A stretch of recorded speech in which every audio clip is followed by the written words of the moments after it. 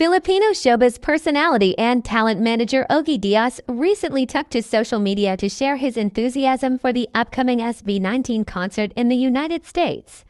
He highlighted the tremendous ticket sales, noting that the event is already proving to be a massive hit among fans abroad. He also expressed his excitement and gratitude for getting backstage pass at SB19's kickoff concert in Philippine Arena. Di ba na may show din dito yung SB19 sa Bini? O yung SB19 daw ay malakas. Oh. Oo. Yung Bini daw ay hindi gaano, pero baka lumakas din naman ang ticket selling. Pero ang pinaka-excited ng mga tao sa SB19.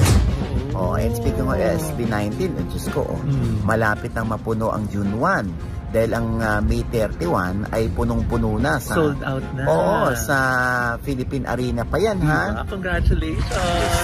At manunood ka dyan. Yes. At pupunta ka sa backstage. Yes. Arte pa pa.